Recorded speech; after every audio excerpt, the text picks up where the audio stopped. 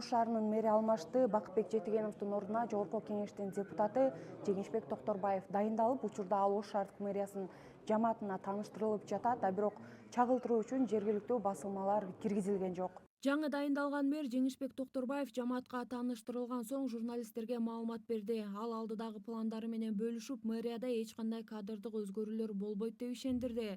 Мындан сырткары бийлик башындагылар менен жакын мамиледе деген эл арасындагы кептерге чекит койду.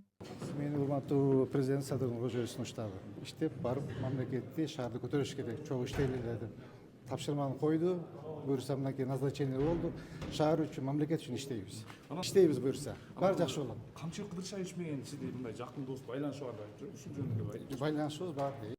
Буга чейин калааны башкарып турган Бакытбек Жетигенов болсо президенттин Ысык Көл облусундагы өкүлү болуп дайындалды. Ал кызматын тапшырып жатып, анын тушунда курулушу башталып, бирок бүтпөй калган иштер уланаарын кошумчалады.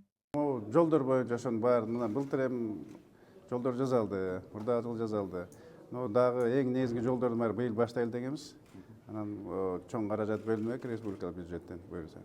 Ошолор эми баягы кандай десем, идеалдуу эчтеке жок. Баягы колдон келген аракет кылдык, иштедик. Мен айттым, могул маселелер бар, биз ушунун баарын баштаганбыз. Могул маселе тигиндей болуп чечилип, мун тигиндей деп мен калганын өзүнүн уже эмесине жараша ишти алып бара берет да. жакшы ийгилик кылайын, жакшы. Жеңишбек Токторбаев Ош шаарынын 15-чи мэри болду. Ал буга чейин Жогорку Кеңешке Ата журт фракциясынан депутат болуп шайланган.